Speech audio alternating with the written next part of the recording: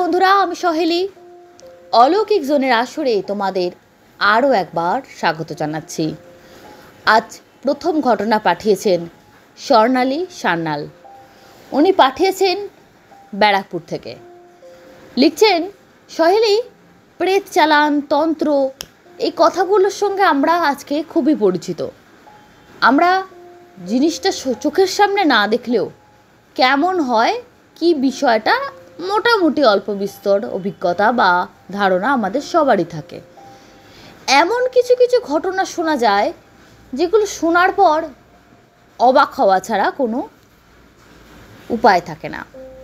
উনি বলছেন, এই ঘটনাটা আমার জীবনে ঘটেছে বললে মিথ্যা কথা বলা হবে। আমার জীবনে ঘটেনি। আমি গুরু পূর্ণিমার দিন আমার গুরুদেবের বাড়িতে প্রতি বছর যাই, এবছরও গেছিলাম। গুরুদেবকে প্রণাম করি, যা যা নিয়ম আচার সেগুলো আমি সরাসরি বলছি না। আমি আমার স্বামী দুজনেই গেছি। গুরুদেব বিভিন্ন বাণী শোনাচ্ছিলেন, আমরা শুনছিলাম। ভালো লাগে ওনার কথা শুনতে, এত সুন্দর লাগে। তারপর একটু ভিড় হালকা হয়ে গেল। আমি আমার স্বামী, আমাদের কিছু ব্যক্তিগত সমস্যা ছিল পারিবারিক, সেটা নিয়ে আলোচনা করব বলে বসে আছি।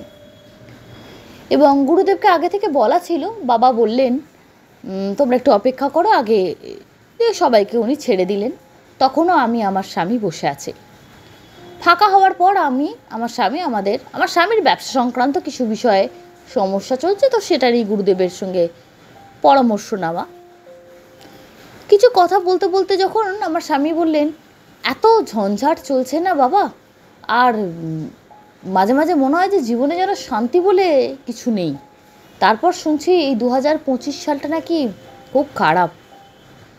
তখন গুরুদেব একটু হাসলেন, হেসে বললেন, তোমরা খারাপ কি এখনও দেখোনি? ঈশ্বরকে ধন্যবাদ দাও, অনেক ভালো আছো। কেন কেন কি বৃত্তান্ত কথা হচ্ছে বলতে না বলতেই একজন অল্প বয়সী স্বামী স্ত্রী, তাদের বয়স, স্বামীর বয়স দেখে মনে হচ্ছে 25-26, হয়তো বেশি হবে, কিন্তু গ্রামের ছেলে, রোগা পাতলা, খুব অল্প বয়সী। এবং মেয়েটি যে স্ত্রী, তার বয়সও সবে হয়তো 18 ক্রস করেছে। তো আমি গুরুদেবের দিকে তাকিয়ে বললাম, আমরা অবাক দৃষ্টিতে তাকিয়ে আছি, ছোট ছোট বড় বউ আজকের যুগে তো খুব একটা দেখতে পাওয়া যায় না। তো আমাদের মুখের ভাব শুনে গুরুদেব বুঝতে পারলেন, মুখের ভাব দেখে বললেন, হ্যাঁ, ওরা গ্রামে থাকে তো, ওদের বাল্য বিবাহ হয়েছিল। যখন বিয়ে হয়েছিল, যদিও সম্পূর্ণভাবে আইনত নিষিদ্ধ, কিন্তু কিছুটা সমস্যার জন্য ওদের পরিবার থেকে সিদ্ধান্ত নিয়েছিল। কি বিষয়? ছেলেটির যখন 16 বছর বয়স আর মেয়েটির যখন 14, তখন ওদের বিয়ে হয়ে যায়। 2 বছরের ছোট বড়। তবে দেখে যতটা ওদের কম বয়সী মনে হচ্ছে ততটা ওরা নয়। ছেলেটির বর্তমানে বলে, তো কত যেন বয়স হলো তোর? ছেলেটি বলে, এখন আমার 30 বছর বয়স। বলি, বাবা, দেখে তো বোঝা যায় না? বলে, হ্যাঁ, খুব সুন্দর দেখতে ছেলেটিকে, মেয়েটিকেও অপূর্ব দেখতে। মেয়েটিকে জিজ্ঞেস করা হলো, ন্যাচারালি তার থেকে 2 বছর বয়স কমই হবে। ওদের ছেলে আবার স্কুলে পড়ে, কলকাতার একটি বড় স্কুলে, এবং খুব প্রাউড প্যারেন্টস ওরা। ছেলে খুব লেখাপড়ায় ভালো। এই সমস্ত কথা হতেও বলছে, এদের জীবনে যা ঘটেছে, তারপর তোমরা যদি সে ঘটনা শোনো অবাক হয়ে যাবে। এদের কথাই তোমাদেরকে এতক্ষণ বলছিলাম, ওদের আসার কথা ছিল, এই ওরা এসেছে। তারপর আমরা বললাম, কি বিষয়? যদি আপত্তি না থাকে বাবা বলতে পারেন আমাদেরকে। তখন উনি বলতে শুরু করলেন। যে বিষয়টা বললেন সেটা শুনে সত্যি শরীরে শিহরণ খেলে গেল। বলছে, মেয়েটির তখন সবে 10 বছর বয়স। ছোটবেলায় মাকে হারিয়েছে। বাবা দেখাশোনা করতেন, পরিবারের জ্যাঠা জেঠিমারা দেখাশোনা করতেন। দেখাশোনা মানে দুবেলায় দুটো খেতে পড়তে দেওয়া, তাদের সংসারে 5 মাস কাজ করিয়ে নেওয়া, এভাবেই চলছিল। তার সঙ্গে মেয়েটি স্কুলেও যেত, লেখাপড়া করতো। তো হঠাৎই তার বাবা দ্বিতীয়বার বিয়ে করেন। তাতে সমস্যা নেই, স্ত্রী মারা গেছে অনেক দিন, দ্বিতীয়বার বিয়ে করেছেন। মেয়ে একটু বড় হয়েছে, আবার খুব বড় বলা যায় না। নতুন মা প্রথম যখন এলেন, তার সঙ্গে খুব একটা কথা বলতেন না। খারাপ ব্যবহার ট্যাবহার এগুলো বলাটা একদম উচিত হবে না, কারণ কথাই বলতেন না, বাড়ির সবার সঙ্গে কথা বলতেন, মেয়েটিকে দেখলে মুখ নামিয়ে নিত, চোখটা সরিয়ে নিত এবং পাশে বসে থাকলে উল্টো দিকে তাকিয়ে থাকতো, ডাইরেক্ট ওর সঙ্গে কথা বলতেন না, খারাপ ভালো কোনো ব্যবহারই করতেন না। এবার মেয়েটি ভালো লেগেছিল তার নতুন মাকে, তোর নতুন মায়েরও বয়স বেশি না, অল্প বয়সী, একটু দিদি দিদি মতো লাগছিল ওর। ও কথা বলার চেষ্টা করছিল, আলাপ করার, একটু সম্পর্কটাকে সহজ করার চেষ্টা করছিল। ওর বাবাও বলেছিল উনি তোমার মা, মায়ের মতন, তুমি আস্তে আস্তে ওনার সঙ্গে মানিয়ে নাও, এই বাড়িতে উনি নতুন এসছেন, তোমার দায়িত্ব ওনাকে বাড়ি দেখে শুনে গুছিয়ে দেওয়া, একটা সময় তুমি যখন পরের বাড়িতে যাবে, মানে বিয়ের কথা বলছেন, তিনি তখন তোমার সংসার গুছিয়ে দিয়ে আসবেন। তো আপাত দৃষ্টিতে শুনতে খুব ভালো লেগেছিল। তো মেয়েটিও মায়ের প্রতি খুব অনুরক্ত হয়ে পড়ে। এভাবে সময় কেটে যায়। মেয়েটি হঠাৎ করে একদিন বলে যে মা, আমি তোমার সঙ্গে তোমাদের বাড়ি যাই। সেদিন ওর মা, নতুন মা, বাপের বাড়ি যাচ্ছিল। তো উনি বলেন না, কেন তুমি যাবে? তো হঠাৎ ওরকম একটা ব্যবহার পেয়ে একটু চমকে যায়, কারণ সবসময় নতুন মাকে দেখে বাড়ির প্রত্যেকের সঙ্গে হেসে কথা বলছে, মুখে হাসি লেগেই আছে। যারা বলেন, যারা খুব প্রাণ খুলে হাসে, তাদের মন খুব সরল হয়, এই ঘটনাটা তাদের জন্য একদম উপযুক্ত। সব সময় হেসে হেসে কথা, মানে হাসি ছাড়া কথাই নেই। তো তার এরকম একটা অবশ্যই রেসপন্সে মেয়েটি খুব দুঃখ পায় এবং বলে যে তুমি চাও না আমি তোমাদের বাড়ি যাই, নতুন বাড়িতে যাব, মামার বাড়িতে আলাপ করব। উনি বলেন না, তুমি গেলে তোমার বাপের বাড়িতে যাও, আর তুমি না এভাবে আমাকে মা বলবে না, তুমি এত বড় একটা মেয়ে, আমাকে মা বলো, আমি কিন্তু তোমার থেকে খুব বেশি বড় নই, বড় তোমার থেকে অনেকটাই, কিন্তু তুমি একটা 10-12 বছরের মেয়ে, তুমি আমাকে মা বলে ডাকবে, ততটাও বড় আমি নই, আমার নিজেকে খুব বয়স্ক বয়স্ক মনে হবে, তুমি এরম ডেকো না, আমার বাজে লাগে শুনতে। তো তারপর থেকে ও নিজেকে সরিয়ে নিল যে একবার আঘাত পাওয়ার পর কি দরকার। কিন্তু এবার বছর ঘুরল, তার কোলে সন্তান এলো, একটা ফুটফুটে পুত্র সন্তানের জন্ম দিল, এবং ছেলে হবার পর বাড়ির প্রতিটা লোক সেই বাচ্চাকে নিয়ে একদম মাতামাতি। মেয়েটির তো প্রথমেই যে খুব দাম ছিল তা না, তবু যতটুকু ভালোবাসা সবার থেকে পেত, বাচ্চাটি হবার পর আর ওই মেয়েটিকে কেউ পছন্দই করে না, কেউ পছন্দ করতে পারে না। বাবাও মানে রেগে ছাড়া, ধ্যাতানি ছাড়া কথা বলে না, সব সময় বকা দিচ্ছে, সব সময় করছে।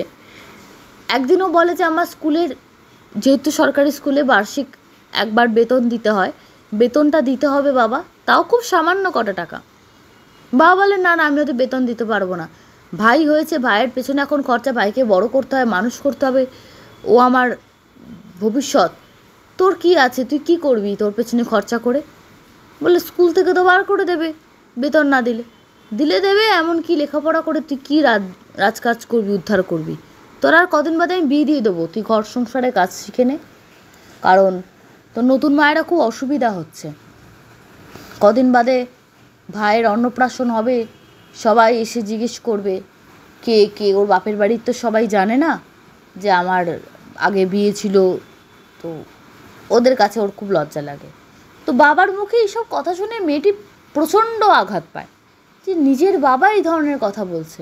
হ্যাঁ, তার স্ত্রীর অনেকের অসুবিধা থাকতে পারে, তার বাপের বাড়ির লোকেরা নাকি অনেকে জানেই না যে একজন পাত্রের সঙ্গে বিয়ে দিয়েছে, সে পাত্র আগে থেকেই বিবাহিত এবং তার একজন কন্যা সন্তান আছে, যদিও স্ত্রী মারা গেছে, যাই হোক, তারা কিছু জানে না।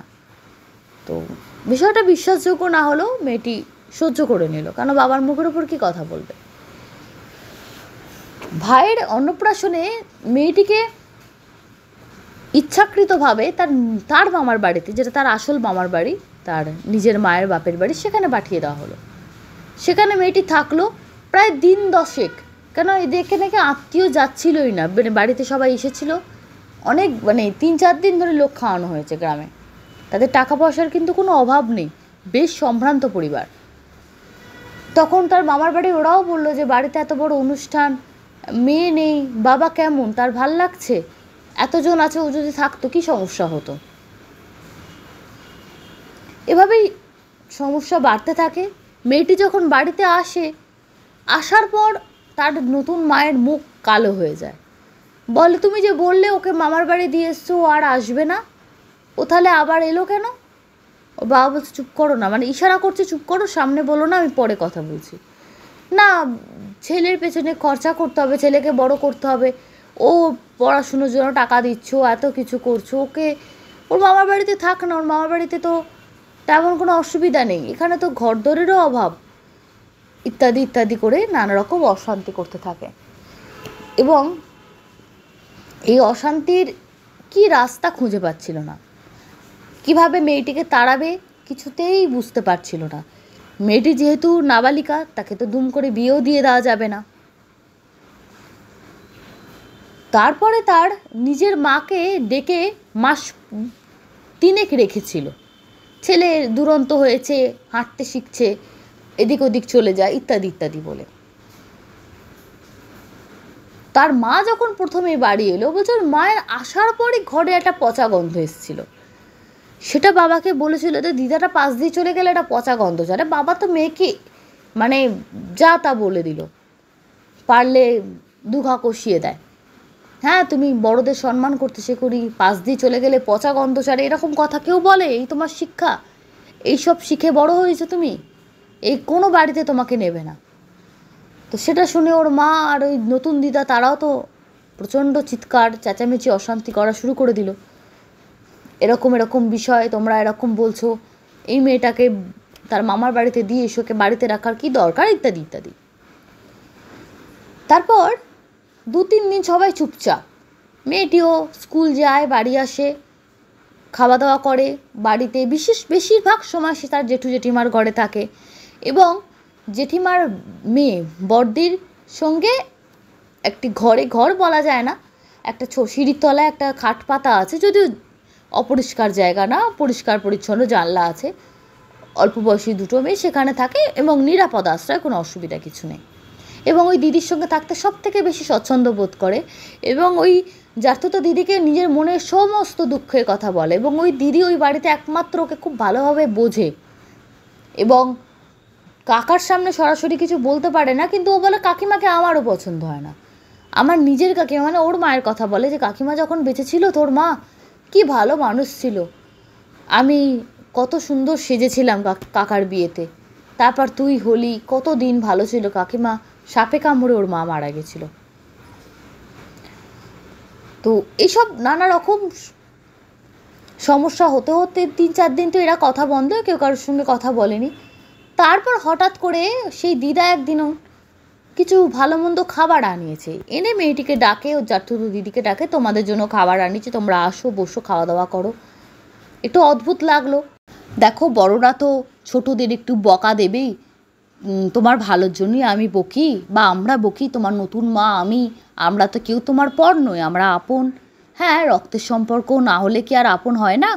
এই যে তোমার ছোট ভাই হয়েছে, তুমি বড় হবে, তোমার একটু বড় হবে, তোমার বিয়ে হবে, ভাই তোমার বাড়িতে যাবে, কত আনন্দ, বেশ সুন্দর সুন্দর কথা বললে। মেয়েটার সেদিন একটু ভালো লাগছিল, তাদের আপন করে নিয়েছে, হয়তো তারা নিজেদের ভুল বুঝতে পেরেছে, হতে পারে। কটা দিন বাদে মেয়েটির শরীরে নানা রকম পরিবর্তন দেখা দিচ্ছিল, খুব ধীরে ধীরে দেখা দিচ্ছিল। প্রথমত মেয়েটি ছিল খুব রোগা পাতলা, এবং যিনি ঘটনা আমাদের বলছে, আমি যখন তাকে দেখলাম স্বামীর সঙ্গে এসেছে, যখন ঘটনাটা টোটালি বলা হচ্ছে, তখনও কিন্তু সে রোগা পাতলা। সে নাকি ওই সময়ে আস্তে আস্তে শরীরটা, চেহারাটা ভালো হয়ে যাচ্ছিল। এবং পাড়া প্রতিবেশীরা বলছিল, কিরে নতুন মা সৎমা খুব ভালো মন্দ খেতে দিচ্ছে, যত্ন করছে নাকি? কারণ ওকে তো কেউ খুব যত্ন করে খাওয়া দাওয়া দেয় না, যা হয় খায়, কিন্তু তেমন যত্ন পায় না যে শরীর স্বাস্থ্য উন্নতি হচ্ছে, কিন্তু সেইটা ঠিক আছে। তারপর নানা রকম হঠাৎ করে মাথা ঘোরা শুরু হলো, এবং চোখের তলায় কালি পড়া শুরু হলো, দুর্বল লাগতো, হঠাৎ বসে আছে, উঠতে গেলে মাথাটা ঘুরে যেত, চোখটা অন্ধকার লাগতো, এই প্রবলেমগুলো শুরু হলো। একবার পাড়ার হোমিওপ্যাথি ডাক্তারকে দেখানো হলো, তো বললো লো প্রেশার এবং শরীরে খুব দুর্বলতা, অথচ চেহারাটা ফুলে যাচ্ছে। গ্রাম বাংলার ব্যাপার, যে চেহারা ভালো আছে, শরীর দুর্বল হয়েছে তো রোগা হয়ে যাবে, চেহারা ভালো হচ্ছে মানে দুর্বল টুর্বল কিছু না, ও কাজ করার ফাঁকিবাজ, কাজ করার বাহানা খোঁজে যাতে কাজ করতে না হয়। সত্যি ওর সকালবেলা ঘুম থেকে উঠতে ইচ্ছা করতো না, স্কুলে যেতে এক একদিন প্রায় স্কুল কামাই হচ্ছিল। কেউ কিছু কাজ বললে আগে যখন দৌড়ে কোনো জিনিস কিনে আনা বা জামা কাপড় নিয়ে ছাদে শুকুর দেওয়া থেকে যাবতীয় কাজও করতো। এবং ওদের বাড়ির পেছনের পুকুরে ও প্রতিদিন দুপুরবেলার বাসন ও মাজতে যেত। হ্যাঁ, ওর ওই দিদি হেল্প করতো ওকে, কিন্তু এবার থেকে সেটুকু ওর ইচ্ছা করতো না, খালি মনে হতো শুয়ে থাকি। শরীরটা খারাপ লাগতে শুরু করেছিল, এটা সূত্রপাত। তার আগে একটা ঘটনা ঘটা শুরু হয়েছিল, সেটাকেও তখনও ঘটনা বলে ভাবতে পারেনি। দেখতো ঘরের মধ্যে একটা মেঠো ইঁদুর আমরা দেখেছি, বেশ বড় সাইজের হয়, লেজটাই অনেক লম্বা। প্রথমে তো ও ভাবতো ঘরে সাপ ঢুকেছে, ইঁদুরের লেজটা এত লম্বা। এদিক থেকে ওদিক, এদিক থেকে ওদের গ্রামের দিকে খড়ের গাদা আছে, সব কিছু আছে, ইঁদুর আসাটা খুব অস্বাভাবিক একদমই না। তো ইঁদুরটা রাত্রিবেলা হলে দেখা দিত। অদ্ভুত বিষয়, সারা দিন ইঁদুরটাকে দেখা যায় না।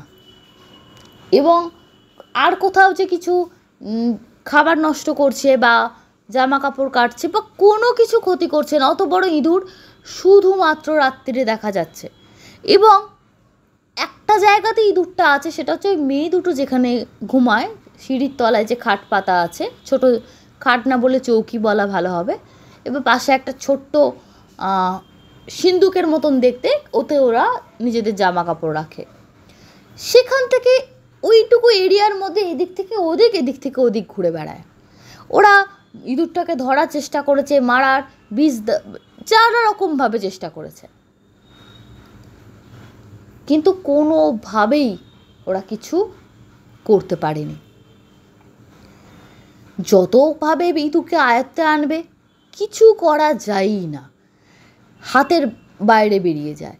এবং মাঝে মাঝে মনে হয় যেন ইঁদুরটা মিলিয়ে গেল, সারা দিন তাকে কেউ দেখতে পায় না। এবং রাত্রিবেলা হলেই তাকে দেখতে পাওয়া যায় যখন, খুব ভয়ানকভাবে দেখতে পাওয়া যায়। চোখটা যেন আগুনের গোলার মতো জ্বলে।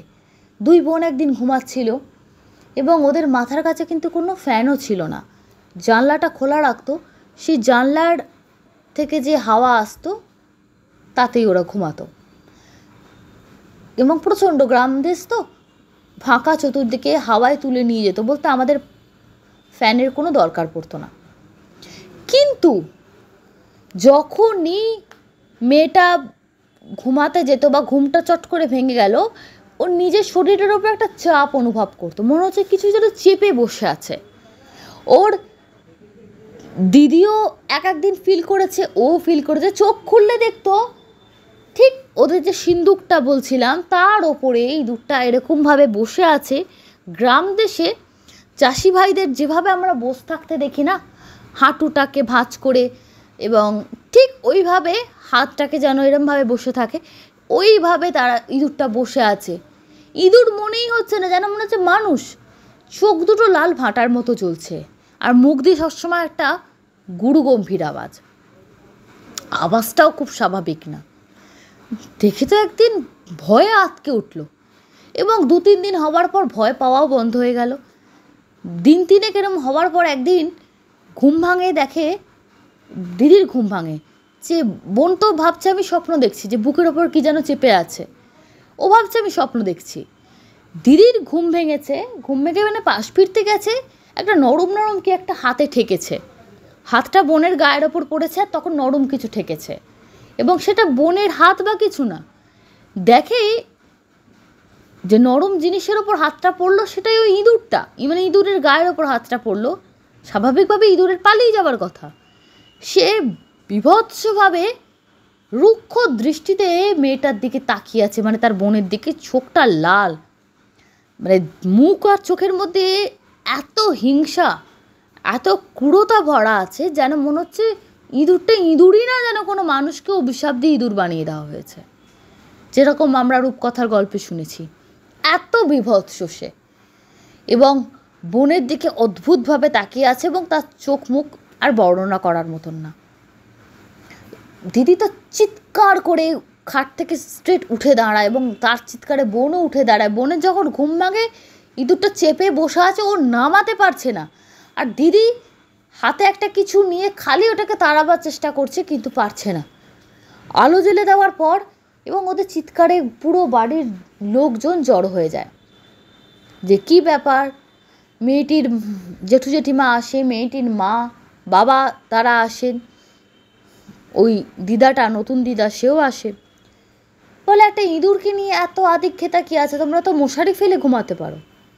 সবাই ভাবে যে সত্যিই তো এই দুটো মেয়ের বড্ড বাড়াবাড়ি, জানলা খুলে রাখবে, ওইদিকে পুকুর, ওইদিকে পুকুর পাড় থেকে এসেছে ইঁদুর, আর ওরা তো ওরকম আসে, এটা তো অবাক হওয়ার কি আছে, বা বাড়ি মাথায় করে আরই বা কী আছে, এমন কি ব্যাপার। গ্রামের মেয়ে ইঁদুর থেকে ভয় পাচ্ছে, এটা কোনো কথা হলো? তাও যদি জানতাম শহরে। এরকম নানা রকমভাবে দিদা টোন টিটকারি করতে থাকে। তখন জেঠুর মেয়ে বলে যে দিদা তুমি জানো না, যেভাবে বসেছিল, যা ওর মুখ চোখ, ইঁদুরকে তো ইঁদুর বলে মনে হচ্ছিল না, যেন মনে হচ্ছে কোনো মানুষকে অভিশাপ দিয়ে ইঁদুর বানিয়ে দেওয়া হয়েছে। তখন দিদার মুখটা একটু শুকিয়ে কালো হয়ে গেল, কিছু বলল না, কিন্তু অপরাধী ধরা পড়ে গেলে মুখটা যেন অন্যরকম হয়, রঙটা পাল্টে গেল। তাড়াতাড়ি করে মেয়েকে বলল, চল তো ঘরে চল তো, এদের যত রাত বিরেতের নাটক। এই বলে মেয়েকে নিয়ে ঘরে চলে গেল। যে তুই শুয়ে পড়, জামাই বাবা যেমন শুয়ে পড়ো, কালকে তোমার সকালে উঠে কাজকর্ম আছে। এদের এই অল্প বয়সী মেয়েদের নাটক দেখে রাত কাবার করতে হবে না। জেঠু জেঠিমা অনেকক্ষণ ছিল, যারা চেষ্টা করলো ইঁদুরটাকে যদি কোনোভাবে ক্ষতি না করে দেয়, মেয়েগুলোকে কামড়ে দেওয়া বা কিছু, যেহেতু এটা তো রোগ ছড়ায়। কিছু করা গেল না, কোথাও দেখতেও পাওয়া গেল না, সমস্ত সরিয়ে নড়িয়ে দেখা, কোথাও কিচ্ছু নেই। বলো জানলা বন্ধ করে মশারি ফেলে শুল। আবারও ঘুমিয়ে পড়েছে। রাত তখন প্রায় 3:30 পৌনে 4 হবে। তখনও ভালোভাবে আলো ফোটেনি, ভোরের আকাশে আলো ফোটেনি বললেই চলে। দেখছে মশারির চালের ওপর ইঁদুরটা যেন আরও বড় চেহারা ধারণ করেছে, এবং সেই হিংস্র দৃষ্টিতে তাকিয়ে আছে। দুটো বোন একসঙ্গে ইঁদুরটাকে দেখলো, এবং এরপরে অনেক দিন যখন দেখে ইঁদুরটা যে চালের ওপর বসে আছে না, দৃষ্টিটা কিন্তু ওই বড় বোনের দিকে না, ওই বোনের দিকে, ছোট বোনের দিকে। তো এভাবে কদিন চলছিল, তার জন্য রাত বিরেতে হচ্ছিল না ওদেরকে। জেঠিমা তখন বলেছিল, তোদের ওখানে শুতে হবে না, জেঠু গিয়ে শোবে, তোরা ঘরে চলে আয়, শরীর খারাপ হয়ে যাবে রাতের পর রাতের ভাবে জেগে থাকলে। কারণ ন্যাচারালি সকালবেলা স্কুল থাকে, দুপুরবেলা তো ঘুমোবার কোনো অবকাশ নেই রবিবার ছাড়া। জেঠু তখন ওইখানে শোয়া আরম্ভ করলো, আর ইঁদুরের কোনো দেখা নেই। এইবার জেঠিমার ঘরে শুতে আরম্ভ করেছে, প্রায় দিন 3 হয়ে গেল। মাঝখানে ওই দিদা দিন 3 জন্য যেন কোথায় চলে গেল, আবার ফিরে এলো, বলল কী সব জিনিস নাকি কিনতে গেছিল, কেনাকাটা ছিল, বাড়ির সবাইকে নানা রকম জিনিস গিফট করলো, কোনো উৎসব অকেশন নেই বলে নিজেদের বাড়ির জন্য কিনছিলাম, আপনাদেরও দিলাম। গিফট পেয়ে সবাই খুব খুশি হলো।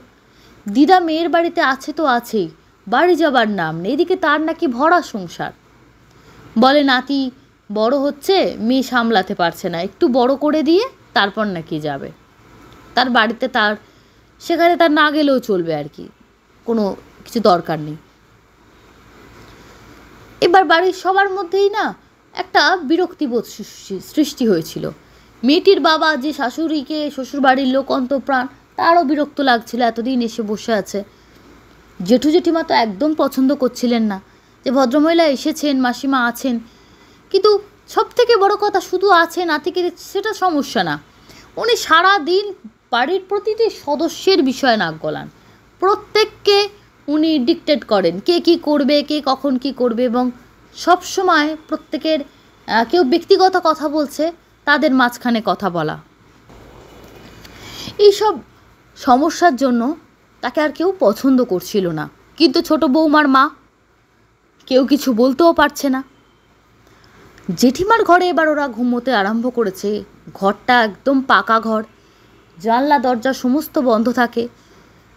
বলে রাখি, তারের নেট লাগানো জানলায়, সুতরাং বাইরে থেকে কোনো পোকা মাকড় যদিও বা গলে যায়, ইঁদুর সাপ জাতীয় কিছু আসতে পারবে না, এটুকু নিশ্চিন্ত।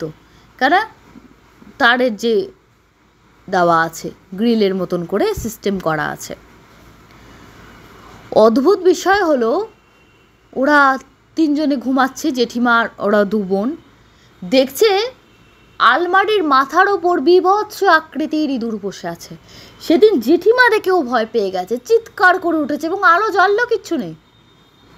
জেঠিমা চিৎকার করে এবার বাড়ি মাথায় করলো যে না, মেয়ে দুটো ভুল বলে, এটি ঘরের মধ্যে কী করে ঢুকলো, ঘরে কোথাও কোনো ফাঁক নেই।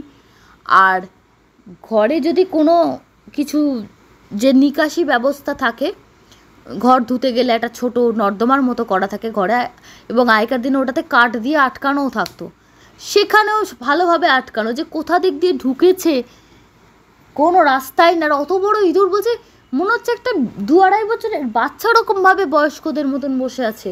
কি কালো কুচ্ছির চেহারা, তার সঙ্গে কি ভয়ানক তার দৃষ্টি। সত্যি সত্যি এরা ঠিকই বলেছে, মানুষের মতন লাগছে, যেন কোনো মানুষকে অভিশাপ দিয়ে আগেকার দিনে ঋষিদের মতন ইঁদুর বানিয়ে দিয়েছে, এরকম টাইপের লাগছে। এবার সবাই বিষয়টাকে নিয়ে নড়ে চড়ে বসলো যে ব্যাপারটা তো এত হালকা হচ্ছে না। এই সব চলছে, এবং কিছুদিন বাদে নানা রকম এটা ওটা করলো, ইঁদুর ধরার যাবতীয় সব করার পরে ভাবলো যাক এবার ইঁদুরের থেকে মুক্তি পাওয়া গেছে, বেশ কিছুদিন আর ইঁদুর নেই। কিন্তু এইবার যে মেয়েটির শরীর আস্তে আস্তে বেশ খারাপ হচ্ছে, নানা রকমের শরীর খারাপ, এইবার যে ওর মধ্যে সিমটমগুলো দেখা দিতে লাগলো, সেই সিমটমগুলো একটি মেয়ে যখন অন্তঃসত্ত্বা হয় তার যে লক্ষণগুলো দেখা দেয় সেগুলো দেখা দিতে শুরু করলো। বাড়ির প্রত্যেকের মাথায় হাত। একটা অতটুকু অল্প বয়সী মেয়ে, এটা কি করে সম্ভব? জেঠিমা এমনি মানুষ কাজ করিয়ে নিতেন ওকে দিয়ে, কিন্তু ওকে বদনাম দেওয়া বা ওকে খারাপ ভাবার কোনো রাস্তাই ছিল না। দুজনেই একটা গার্লস স্কুলে পড়ে, দু বোন একসঙ্গে যায় আসে, বাড়িতে পড়ে, ওদের কোনো টিচারের কাছেও যায় না, কিচ্ছু না, তো খারাপ কিছু হওয়ার আশঙ্কা নেই। কিন্তু শরীরের পরিবর্তনটা প্রত্যেককে নাড়িয়ে দিয়েছিল। পাড়ার হোমিওপ্যাথি ডাক্তারকে দেখানোর পর তিনি তো বলেই বসলেন যে মেয়েটি অন্তঃসত্ত্বা, তাকে পরীক্ষা করে। এরপর নতুন মা, তার মা মানে সেই দিদা এবং মেয়েটির বাবা মেয়েটিকে যাচ্ছে তাইভাবে অপমান করলো, তাকে নানা রকমভাবে নির্যাতন করলো, এবং বললো এই মেয়েকে আর বাড়িতে রাখা যাবে না, এই মেয়ে একদম বাজে মেয়ে হয়ে গেছে, একে মামার বাড়িতে পাঠিয়ে দেওয়া হোক। মামার বাড়িতে দিয়ে আসার পর ন্যাচারালি এইসব শুনে মামা বাড়ির লোকেরাও ওর প্রতি ইমপ্রেশনটা নষ্ট হয়ে গেছে যে তুমি এত খারাপ হলে, আমি কিচ্ছু অন্যায় কাজ করিনি। মেয়েটি হাহাকার করে কাঁদছে, যার কাছে বলে কেউ ওর প্রতিকার দিতে পারছে না। তেমনই সময় যে ছেলেটির সঙ্গে আজকে বিয়ে হয়েছে, সেই ছেলেটির দাদু ছিল ওর মায়ের মানে মেয়েটির মায়ের দুঃসম্পর্কের মামা, নিজের না। তিনি নানা রকমভাবে তন্ত্রবিদ্যার চর্চা ইত্যাদি করতেন, খুব অল্প সংখ্যক করতেন কিন্তু করতেন, এবং মা কালীর ভক্ত ছিলেন, পরম ভক্ত ছিলেন। তিনি মেয়েটিকে দেখলেন, পাড়ায় মেয়েটিকে বলছে ঢুকতে দেওয়া হবে না, কারণ ডাক্তারবাবুর কাছে গিয়ে ওখানে যারা পেশেন্টরা ছিল তারা গ্রামেতে রটিয়ে দিয়েছে। মেয়েটির নতুন মা তো আরও সুযোগ পেয়ে গেছে, ওই মেয়ে এই বাড়িতে এলে আমার ছেলে মানুষ হবে না। জেঠিমাও এবার আস্তে আস্তে ভাবলেন যে সবাই তো আর মিথ্যা কথা বলবে না, সত্যিই তো এরকম লক্ষণ তো আর সাধারণভাবে হয় না, তাহলে সত্যি মেয়েটা হয়তো কুলোটা বা কিছু। মেয়েকে বললেন তুই আর বোনের সঙ্গে মিশিস না, কারণ আমরা তো বিশ্বাস করছিলাম না, কিন্তু যতদিন যাচ্ছে লক্ষণগুলো তো বলে দিচ্ছে যে ও অন্তঃসত্ত্বা। এবার মেয়েটির কাছে না জীবনের সমস্ত রাস্তা বন্ধ হয়ে গেল, ও কী করবে না করবে বুঝতে পারছিল না। সেই দাদু, মামা দাদু, তিনি বুঝতে পারলেন এটা স্বাভাবিক না।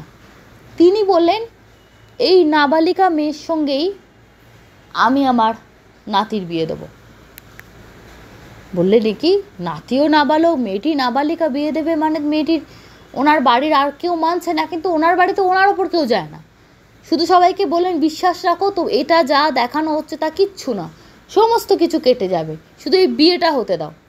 কেন ওর মা খুব ভালো মেয়ে ছিলেন, ওর মাকে আমরা খুব স্নেহ করতাম।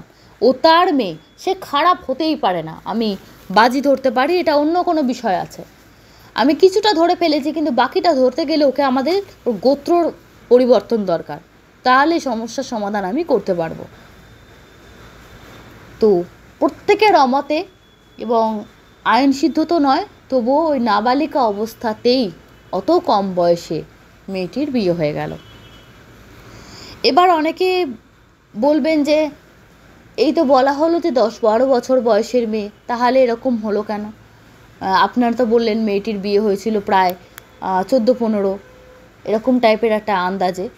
বিষয়টা হচ্ছে মাঝখানের কটা বছর ওইভাবেই নির্যাতনের শিকার হয়েছে তার সৎ মা সৎ দিদার দ্বারা, কিন্তু এটা হচ্ছিল আলটিমেট স্টেপ ওকে বাড়ি থেকে বার করার। নাবালিকা মেয়েটির বিয়ে হয়ে যায় ওই নাবালিকা ছেলের সঙ্গে। পুলিশ প্রশাসন আসে, বাড়িতে প্রচণ্ড অশান্তি হয়। ছেলেটির বাবা এবং ওই দাদু নানা রকমভাবে, এটা একটা ব্যতিক্রমী বিষয়, আমরা বাধ্য হয়েছি এই মেয়েটির জীবন বাঁচাতে ইত্যাদি নানা রকম বলে বিষয়টা ম্যানেজ করা হয়, এবং বলা হয় ও মেয়েটি শুধুমাত্র আমাদের বাড়িতে তো এমনি রাখতে পারে না, সেই জন্য বিয়েটা দেওয়া হয়েছে, ও আমার বাড়িতে, আমার বাড়ির যে বৌমা তার সঙ্গেই থাকবে, এবং 18 বছর হলে তবে ওদের আইনত বিয়ে হবে, তারপর ওরা একসঙ্গে থাকবে। সুতরাং এসব শুনে থানাও কনভিন্স হয়ে গেল। অদ্ভুতভাবে বিয়ে হবার কিছুদিন বাদে তার শরীরের পরিবর্তন আস্তে আস্তে আস্তে আস্তে সব চলে গেল। যে অন্তঃসত্ত্বা হবে তার তো এভাবে মিলিয়ে যাবে না। শুধু মেয়েটি খালি বমি করত। শ্বশুরবাড়ির লোকেরাও কিন্তু এক ভাগকে সবাই মেনে নেয়নি। ওই মামা দাদু ওর জন্য একা লড়াই করে গেছেন প্রত্যেকের সঙ্গে, ছেলেটির মা, ছেলেটির বাবা, প্রত্যেকের সঙ্গে লড়াই করে গেছেন। ওই বাড়ির যেহেতু উনি মাথা ছিলেন, যে না এটা হতে পারে না, এই মেয়ে খারাপ হতে পারে না। যখনই মেয়েটি বমি করত, নানা রকমের চুল এবং অদ্ভুত অদ্ভুত মানে পদার্থ, তাকে ঠিক ভাষায় প্রকাশ করা সম্ভব না তেমন বেরোতো। একটু পিত্তির মতো দেখতে, কখনো কখনো কালো ঝুলের মতো দেখতে, শুধু বেরিয়ে যেত। এবং যেহেতু নারায়ণকে সাক্ষী করে বিয়ে হয়েছে, ওকে ওই দাদু বলেছিলেন এই মায়ের পায়ে ঠেকানো সিঁদুরটা শুধু তুই লাগা, এবং মায়ের শাঁখা পলাটা পরে থাক মায়ের পায়ে ঠেকানো, তারপর আর কিচ্ছু তোকে করতে হবে না। প্রতিদিন সকালে স্নান করে শুদ্ধ বস্ত্রে মায়ের কাছে গিয়ে প্রসাদ নিবেদন কর, তারপর তুই দেখ, তুই নাকি সন্তানের জন্ম দিতে চলেছিস, আমিও দেখি কেমন সন্তান, কেমন দেখতে সেই সন্তান আমিও দেখি। ওনার নিজের ওপর বলে আমি যতটুকু মায়ের আশীর্বাদে শিখেছি তন্ত্র, বা যেটা আমার শিক্ষা, উনি তন্ত্র বলতেন না, উনি বলতেন যেটুকু আমার গুরুমুখী বিদ্যা আমি শিখেছি তার দ্বারা আমি সবাইকে প্রমাণ করে দেবো। মাত্র 2 মাসের মধ্যে মেয়েটি বমি করতে করতে তার সব কিছু শরীর থেকে নোংরা বেরোতে থাকে, এবং শরীর ওই ফুলে ওঠা শরীর আস্তে আস্তে আস্তে নর্মাল হতে থাকে। শরীরে যে পরিবর্তনগুলো দেখা দিয়েছিল, যার জন্য তাকে অন্তঃসত্ত্বা মনে হচ্ছিল, সেগুলো আস্তে আস্তে চলে যেতে থাকে। তখন সবাই বুঝতে পারে না, মেয়েটি দুর্বল রোগা হয়ে বিছানায় মিশে যায়। কিন্তু যেহেতু অন্তঃসত্ত্বা, এই বিষয়টা সবাই জেনে গেছে যে না, এটা সম্পূর্ণ ভুয়ো ছিল, হয়তো শরীরে কোথাও পেটে জল জমেছিল বা কোনো রোগ হয়েছিল। তো সবাই জিজ্ঞেস করেন, মেয়েটির বাপের বাড়ির লোকেরা বা আসে, জেঠু জেঠিমা এসে ক্ষমা চেয়ে যায়, পাড়ার অনেক লোক আসে, তারা ক্ষমা চেয়ে যায়। সেই দাদু বলেন ওর ওপর প্রচণ্ডভাবে তন্ত্রক্রিয়া করা হয়েছিল এবং প্রেত চালানের দ্বারা করা হয়েছিল। কীভাবে করা হয়েছিল সমস্ত কথায় বলা হলো, ওই যে ইঁদুরটাকে দেখতে পেত না, ও আসলে ইঁদুর ছিল, ইঁদুরই ছিল। আত্মা সবসময় যে কোনো মানুষের শরীর নেয় তা না। যারা প্রেতচালান করে তাদের একটা মাধ্যম লাগে, এই নিরীহ পশু পাখিদেরকেও তারা আশ্রয় করে। এই ইঁদুরের মাধ্যম দিয়ে প্রেতচালন করা হয়েছিল, এবং এমনভাবে জিনিসটাকে সাজানো হয়েছিল বা কাজটা করা হয়েছিল যাতে মেয়েটি নিজেকে অন্তঃসত্ত্বা ভাবে, সমাজ তাকে লাঞ্ছনা দেয় এবং সে নিজেকে শেষ করে ফেলে। এটা ছিল মেন উদ্দেশ্য। মেয়েটা বিয়ে হয়ে একটা পরিবারে গিয়ে সুখী হবে সেটার জন্য এত কিছু করা হয়নি, কিন্তু ব্যাপারটা ঘুরে গেল, খারাপ করতে গিয়ে মেয়েটার ভালো হয়ে গেল। সেই বাড়িতে থেকে মেয়েটি তার পড়াশুনো করেছে, স্কুল পাশ করেছে, কলেজে যায়নি যদিও। তারপর সে নিজে সত্যিই সন্তানের একদিন জন্ম দেয় এবং তারা স্বামী স্ত্রী খুবই সুখী। কিন্তু অদ্ভুত বিষয়, যে ভাইকে নিয়ে তার বাবা উচ্ছ্বসিত ছিল, সেই ছেলেকে দেখতে অনেকটা মুখের আকৃতিটা একটু ইঁদুরের মতন, মানে কাউকে এভাবে বলা উচিত না, কিন্তু অদ্ভুতভাবে একটা মুখের আকৃতিটা একটু ইঁদুরের মতন দেখতে, শরীরটা সরু, মুখটা একটু ফোলা মতো এবং মানসিকভাবে ভারসাম্যহীন।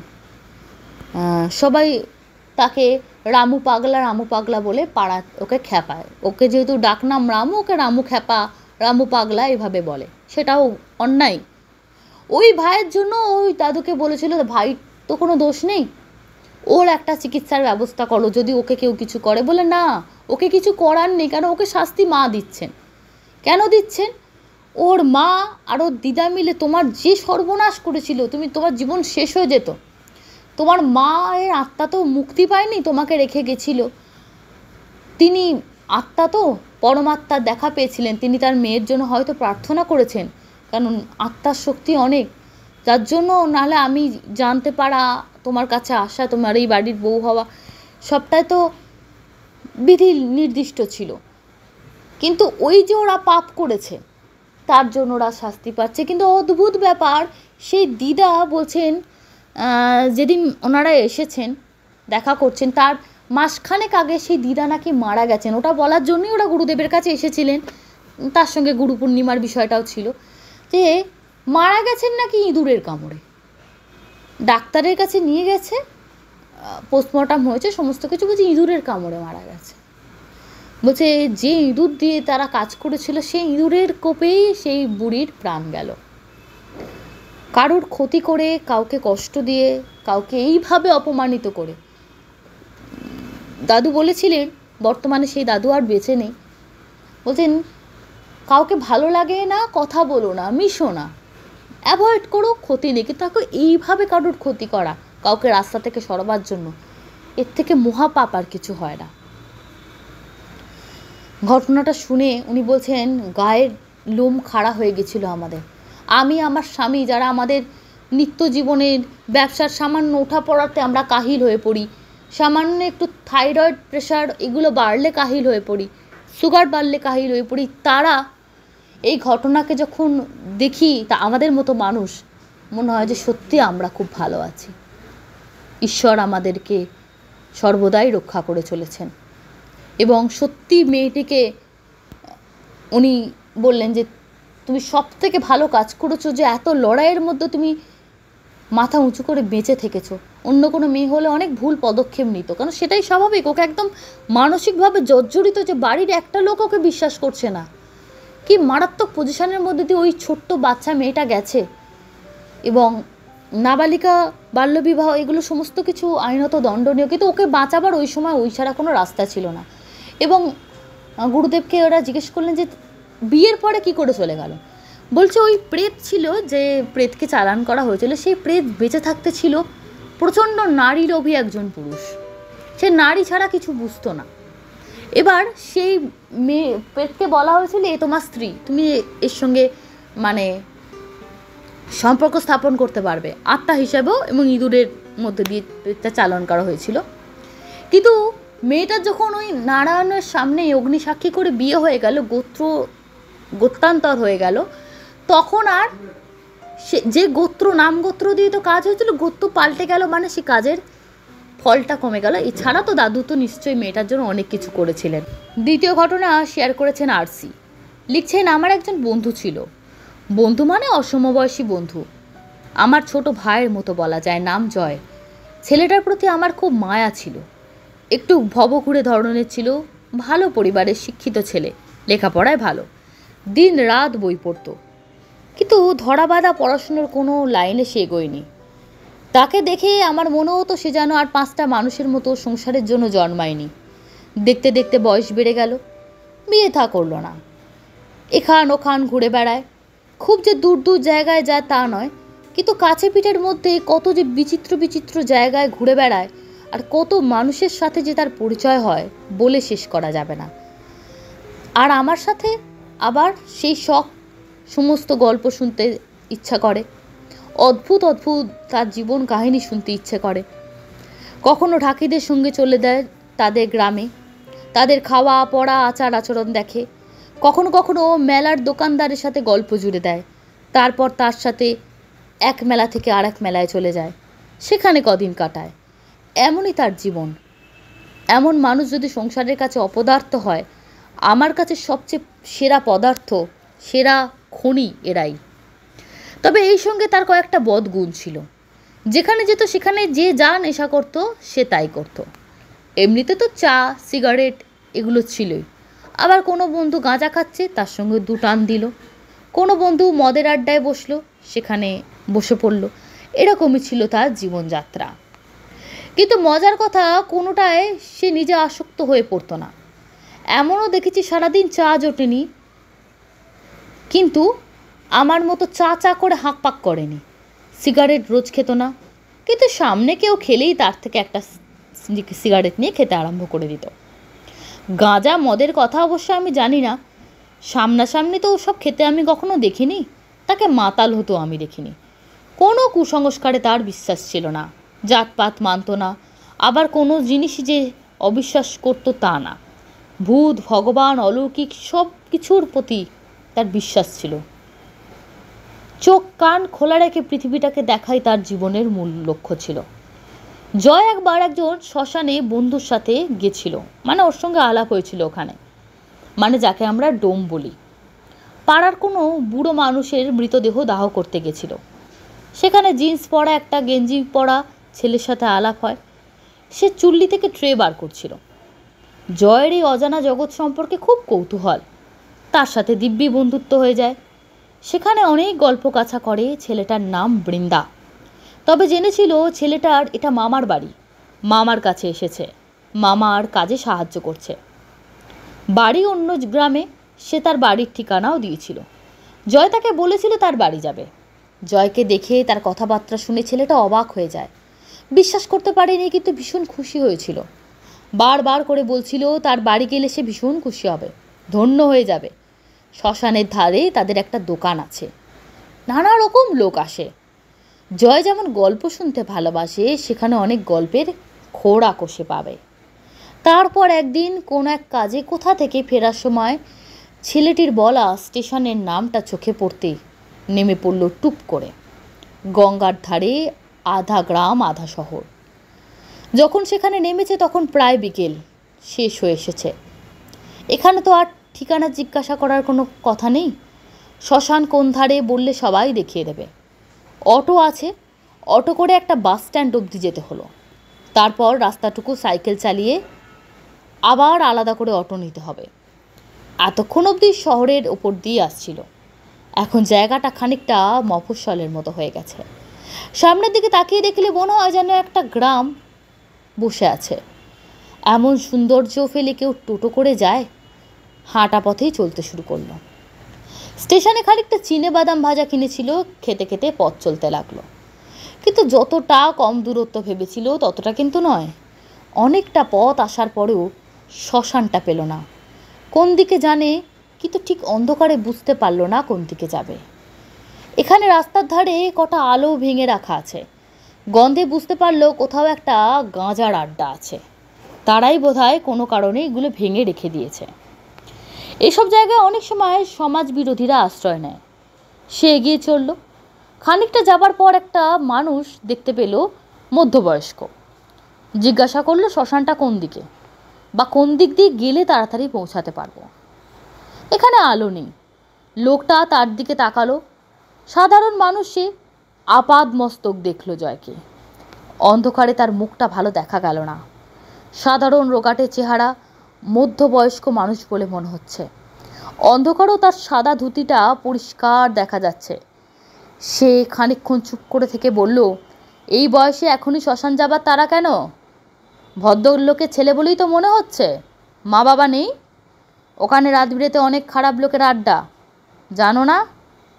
জয় হেসে বলল, না, ওখানে একটা ছেলের সাথে আলাপ হয়েছে, ওর নাম বৃন্দাবন।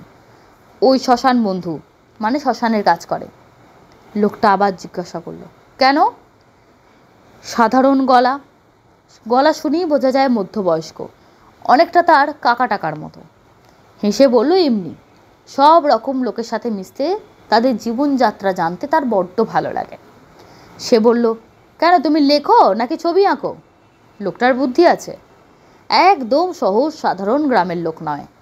জয় হেসে বলল, ছবি আঁকি একটু আধটু, তবে লিখতে পারি না। এসব গল্প আমার এক দিদিকে বলি, সে লিখে রাখে। লোকটা বলল, আমার সঙ্গে এসো। লোকটা এগিয়ে এগিয়ে চলতে লাগলো, পেছন পেছন জয় যাচ্ছে। বেশ অন্ধকার হয়ে এসছে, এই দিকটা আলো নেই, মাঝে মাঝে অনেক দূরে একটা আলো। এমন হওয়া উচিত না, শ্মশান যাত্রীর জন্য উজ্জ্বল আলো থাকা উচিত ছিল। শ্মশানে তো কত লোক যায় আসে। জয় সে কথাই বলল। লোকটা হেসে বলল, এটা শ্মশান যাবার শর্টকাট রাস্তা। সবাই ম্যাটাডোর ভাড়া করে বা ক্লাবের সববাহী গাড়ি নিয়ে যায়। এরপর একটু সরু পথ শুরু হলো, সব পথটাই বালি দিয়ে ঢাকা। জয় তার পাশাপাশি চলতে লাগলো। অনেক দূর এগিয়ে গিয়ে ফুলকি ওঠা আগুনের ছটা দেখতে পেল। ওখানে বোধহয় কাঠের চুল্লি। বোঝা গেল ওটাই শ্মশান। পাশ দিয়েই নদী বয়ে যাচ্ছে, পরিষ্কার দেখা যাচ্ছে। শ্মশানের দিকটা কিন্তু খুব আলো উজ্জ্বল, অনেক আলো আছে। একটা সাদা রঙের সুন্দর নতুন মন্দিরও আছে, খুব বড় না, ছোট বোধহয়, মা কালীর মন্দির। লোকটা আর কথা বলে না, দূর থেকে হাত দেখিয়ে জায়গাটা দেখিয়ে দিল। জয় তাকে হাত জোর করে নমস্কার ধন্যবাদ জানিয়ে এগিয়ে গেল। তারপর প্রায় সঙ্গে সঙ্গে পেছন ফিরে দেখলো লোকটা সমানে এগিয়ে যাচ্ছে। যেখানে এগিয়ে যাচ্ছে সেখানে গঙ্গা। উঁচু ধার, কোথাও কোনো ঘাট বা ধাপি নেই, খাড়া ধার, ঢালুও নয়। লোকটা সেখান দিয়ে নেমে গেল। এত অবাক লাগলো জয়ের, সে তো এরকম বিভিন্ন রকম জিনিস দেখতে ভালোবাসে। আবার পেছন ফিরে খানিকটা এগিয়ে গিয়ে দেখলো গঙ্গার ওই খাড়া পথ দিয়ে সে কী করে নেমে যাচ্ছে। ভর্তি কাদা মাটি থকথক করছে। শ্মশানের অল্প আলোর আভা এসে পৌঁছেছে, লোকটাকে অস্পষ্ট দেখা যাচ্ছে। তারপর লোকটা জলের মধ্যে নেমে গেল। উমা, এ কী কাণ্ড! জয় এত অবাক হলো, হাঁ করে তাকিয়ে রইল। ভদ্রলোক এখানে এসেছিলেন কেন? কি তার কাজ? জলের মধ্যে কেন যাচ্ছেন? জয়ের ভারী কৌতূহল হলো। সে নিজেও একটা ভবঘুরে দাঁড়িয়ে রইল চুপচাপ। লোকটা নামতেই থাকলো তো নামতেই থাকলো, একেবারে বুক ছাড়িয়ে গেল জলে। জয় সেখান থেকে নড়তে পারল না, অবাক লাগছে তার। তারপর লোকটার গলা অবধি ডুবে গেল, শুধু মাথাটুকু জলের ওপর ভাসছে। জলের দিকে তাকিয়ে জয়ের ভীষণ ভয় করতে আরম্ভ করলো। লোকটা ওরকম জলে নেমে যাচ্ছে কেন? আচ্ছা, ও কি অন্য কিছু করতে যাচ্ছে? কথাবার্তায় তো তেমন মনে হলো না। কি অদ্ভুত রে বাবা! এখন কি কেউ চান করে, নাকি জীবন শেষ করার জন্য তাল খুঁজছে? এত রাতে, সময়টাও তো ঠান্ডা। এখন মনে হলো লোকটার খালি গা ছিল, একটা ধুতি পরা পাটা খেয়াল করেনি। কথাবার্তার উচ্চারণের ভঙ্গি দেখে মনে হলো লেখাপড়া জানা। লোকটা আরও নেমে গেল, মাথাটুকু ডুবে গেল। এতক্ষণে জয়ের মনে পড়ল পকেটে মোবাইল আছে। বের করে আলো জ্বেলে দেখার চেষ্টা করলো লোকটা গেল কোথায়। গঙ্গা তত্তর করে বয়ে যাচ্ছে, কোথাও কিন্তু লোকটাকে দেখতে পেল না। অবাক হলো ভীষণ, ভয় করলো, বুকটা যেন ধকধক করতে লাগলো। চোখের সামনে একটা লোক ডুবে গেল, চোখের সামনে একটা লোক জীবন শেষ করলো, অথচ সে কিছু করতে পারলো না। ইস, একটু আগেই লোকটার সঙ্গে তার আলাপ হয়েছে। পাড় থেকে গঙ্গা এত নিচে যে ওখান দিয়ে নামার কোনো চেষ্টাই করা যাবে না। ঘাট চোখে পড়ছে অনেকটা দূরে, বোঝা যাচ্ছে ওটা শ্মশানেরই ঘাট। পরপর দুটো ঘাট দেখা গেল, খুব বেশি দূরে না। কি করবে? ছুটে যাবে ওদিকে? বৃন্দার নামটা মনে আছে, বৃন্দাকে ডাকলে সে আসবে। তার সাথে অনেক গল্প হয়েছে। সে প্রায় ছুটতে ছুটতে সেদিকে যেতে লাগলো। তখনই দেখা গেল শ্মশানের দিক থেকে একটা লোক এগিয়ে আসছে, হাতে মোবাইলটা জ্বালা। তারই আলোয় দেখতে পেল লোকটা বৃন্দা। বৃন্দা ওকে প্রথমে খেয়াল করেনি, তারপর দেখে অবাক হয়ে বলল, তুমি একেবারে এখানে? সত্যি এসেছো? আমি তো ভাবতে পারিনি। উত্তেজিত জয় বলল, আমি তোমার কাছেই এসেছি, পরে বলছি সব কথা। একটা লোক এক্ষুনি আমাকে পথ চিনিয়ে দিয়ে দেবে বলে এসেছিল, তারপর দেখো দেখো শটান জলে নেমে গেছে, উঠছেও না, 5 মিনিটও হয়নি। হয়তো বাঁচানো যাবে, চেষ্টা করো না ভাই। বৃন্দা ওর সাথে এগিয়ে যেতে যেতে বললো, বলো কীরকম লোক, কি হয়েছিল, জলে নামলো কেন? জয় বলল, আমি কিচ্ছু জানি না।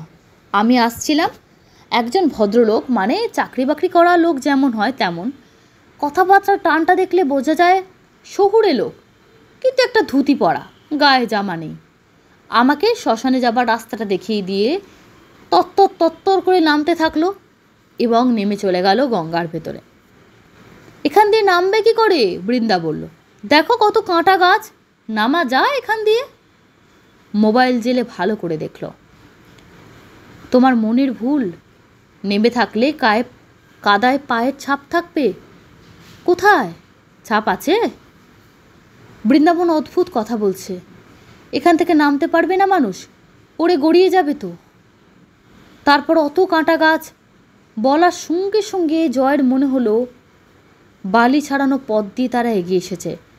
সেখান দিয়ে টর্চের আলো ফেলতে ফেলতে দেখলো বৃন্দা তার হাতটা চেপে ধরল খানিকটা। বেশ খানিক দূর অবধি বালিতে পায়ের ছাপ আছে, জয়ের জুতোর ছাপ পরিষ্কার, কিন্তু তার পাশে একটা উল্টো পায়ের ছাপ। বৃন্দাবন বলল ফিসফিস করে, প্রথমে আমার মনে হয়নি, পরে তোমার কথা শুনে আমার মনে হচ্ছে সন্দেহটা ঠিক। তোমার সাথে কোনো মানুষ ছিল না। পথটা দেখো, ওই দূরে ভাটিখানায় গেছে, ইটের ভাটি আছে, তাদের চলা পথ। এখান দিয়ে শ্মশানে কেউ আসে না, এখানে কোনো ঘাট নেই, ওই ভাটিখানায় বরং একটা ঘাট আছে। জয় দেখলো ঠিকই তো, দূরে একটা ইটভাটা দেখা যাচ্ছে, ওখানে আগুন জ্বলছে। জয়ের ভীষণ অবাক লাগলো, মোবাইলের আলো জ্বেলে নিচে নেমে চলে গেল। পিচের রাস্তা থেকে যখন নামছে সেখানে দুটো পায়ের ছাপ, শুধুমাত্র দুটো, একটা জয়ের আর একটা উল্টো পায়ের ছাপ। এ অসম্ভব ঘটনা। জয় আমায় বলল, আমার বিন্দু মাত্র ভয় করেনি, শুধু অসম্ভব আর অদ্ভুত লেগেছিল। এত বিস্মিত বোধহয় আমি জীবনে হইনি। মানুষের মতো কথা বলল, কথা কোনো ঘর ঘরে অস্বাভাবিক স্বর না, কোনো পচা গন্ধ নেই, স্বাভাবিক কথা। আমার গাও ভারী হয়নি, গায়ে কাঁটাও দেয়নি। লোকটা আমায় পথ চিনিয়ে দিল, তারপর চলে গেল। কেন বলো তো? আর কে ছিল সে? জয় আমার কাছে আফসোস করেছিল। জয়কে আমি শুধু জিজ্ঞাসা করেছিলাম, আচ্ছা একটা কথা বলতো, তুই কি সেদিন কোনো কারণে নেশা করেছিস? জয় বলল, না গো দিদি, বিশ্বাস করো, তুমি যা ভাবছো তা নয়। আমি নেশার ঘরে আবল তাবল দেখেছি সেসব না, আমি শখ করেই বেড়াতে গেছিলাম, সত্যি বলছি। শ্মশানে থাকলে যদি বৃন্দা গাঁজা খেত তাহলে হয়তো আমি খেতাম ওর সঙ্গে বসে, কিন্তু এটা আলাদা পরিবেশ, আলাদা জগৎ। আমি কিচ্ছু উল্টোপাল্টা খাইনি, এমনি সকালে বাড়ি থেকে পরোটা তরকারি খেয়ে বেরিয়েছিলাম, তারপর রাস্তায় হোটেলে ভাত খাই, সেখান থেকে গিয়ে ওখানে পৌঁছেছিলাম। শ্মশানের 2 রাত থেকে দেখবো কেমন লাগে। তুমি তো জানো আমি এগুলো বিশ্বাস করি। আমি নেশার চোখে কিচ্ছু দেখিনি, তারপর আমারও জ্বর টর কিচ্ছু হয়নি। অবিশ্বাস্য লেগেছিল আমার গল্পটা, কেমন যেন অদ্ভুত ঠেকেছিল, তাই না লিখে আর থাকতে পারলাম না। আরসি ম্যামকে ধন্যবাদ অসংখ্য, উনি এর আগেও ঘটনা লিখেছিলেন, সে ঘটনা অত্যন্ত সুন্দর। আজকের ঘটনাটাও মন ছুঁয়ে গেল। সবসময় আমরা ভৌতিক কিছু দেখলেই অন্যরকম কিছু ভাবতে শুরু করি, সবসময় অন্যরকম কিছু নাও হতে পারে। ম্যাডাম আপনাকে অসংখ্য ধন্যবাদ এভাবে আমাদের সঙ্গে থাকার জন্য। সরাসরি চলে যাচ্ছি আজকে কমেন্ট বক্স সেকশনে।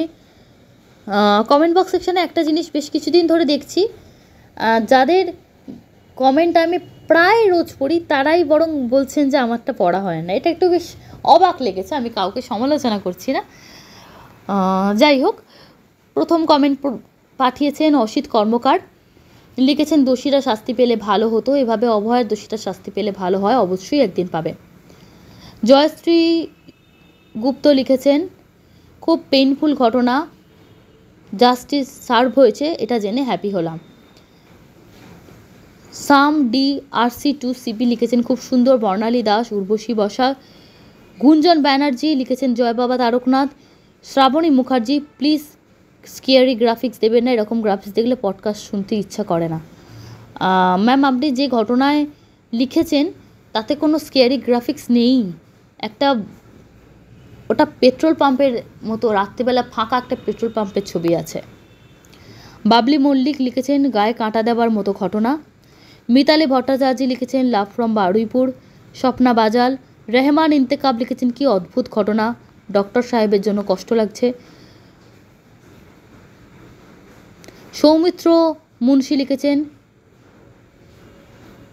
রাস আলগা থাকলে এটা হয়। মারিয়া বারুই, জয়শ্রী ব্যানার্জি কুমকুমের স্বপ্নপূরণ লিখেছেন যারা বিশ্বাস করেন না তাদের কোনোদিন বিশ্বাস করানো যাবে না, একদম সত্যি কথা। আরও একটা বিষয়, অনেকে ভাবে যে আমি তো চোখে দেখিনি আমি কেন বিশ্বাস করব, এই বিষয়টাও মানুষের মধ্যে কাজ করে। অমিতাভ চন্দ্র, মন্টু দে, রেখা চন্দ্র, শুভজিৎ মণ্ডল, প্রদীপ চট্টোপাধ্যায়, রুবি ব্যানার্জি, অসিত চৌধুরী, শ্রীপর্ণা মাইতি, তিতলি, শ্রাবণী ভট্টাচার্য, আস্থা, অমিত ভট্টাচার্য, বৃষ্টি কুকিং ব্লগস, নবনীতা দাস, পারমিতা মুখার্জি, সুস্মিতা আকুলি, রূপা দে, বিজন কুমার শীল এবং আরও অনেকে।